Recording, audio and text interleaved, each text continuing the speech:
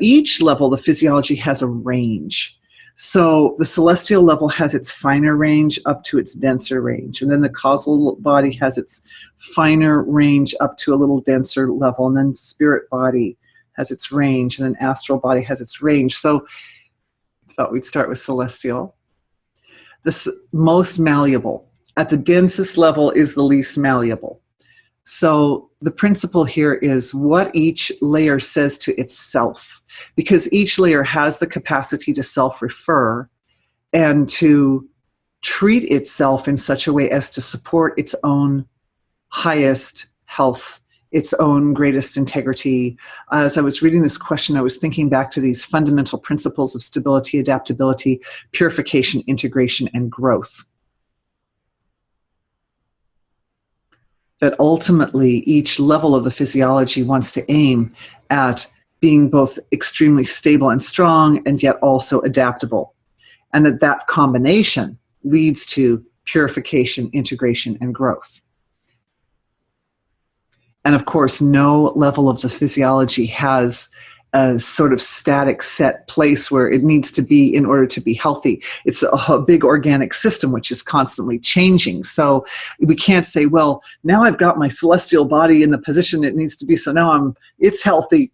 Now I'm going to move on to my causal body and try to get it into its position so it will be healthy, like a blueprint on a piece of paper that doesn't change. The system that we're working with is constantly changing.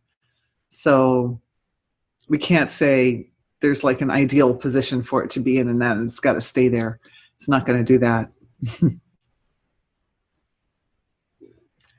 But folding that energy of devotion back in, each level of the physiology devoted to its own capability to function at maximum potential. And doing so knowing that it is aligned and coordinated with the entire cosmic structure of creation, provides a principle that allows each level of the physiology to function in maximum health. Swarupa, Swasthya. So loving, forgiving, understanding, and everything constantly changing. Therefore, hello, I'm answering your question. Everything constantly changing and evolving. So this is the movement of the energy of being through each layer of the physiology, stabilizing flexibility and strength for the sake of growth through the waves of devotion.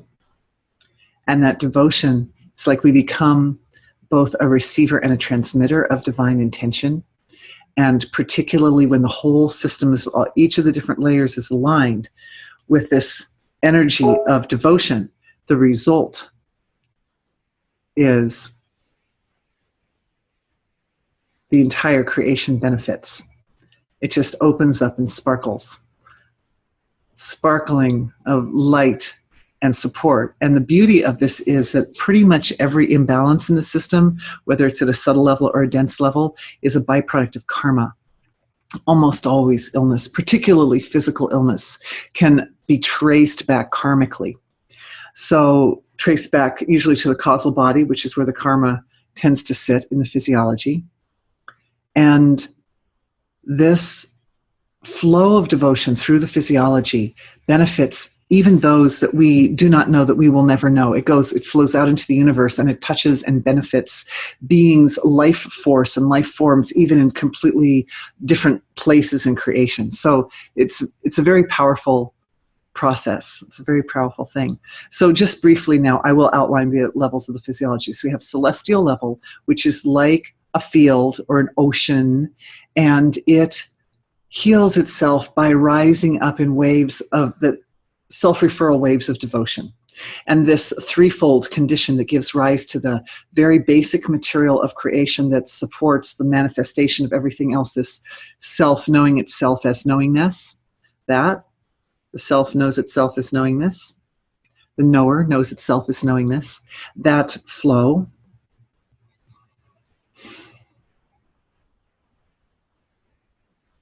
is the flow of devotion, is in its basic structure. So at the most fundamental level, that is what's flowing.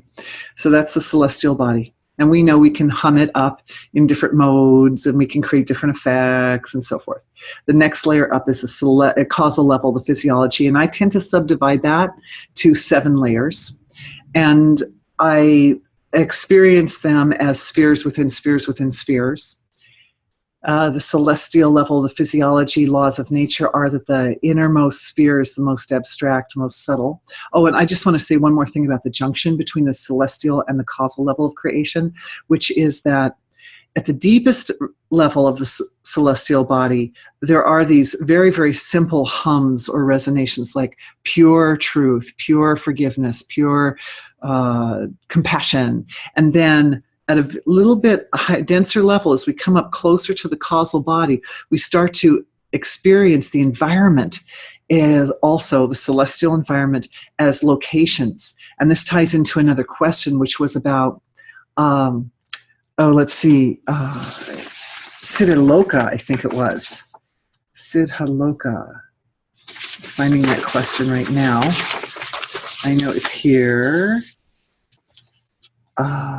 Muktananda said, do the beings in Siddhaloka mentioned by Muktananda reside there forever and ever?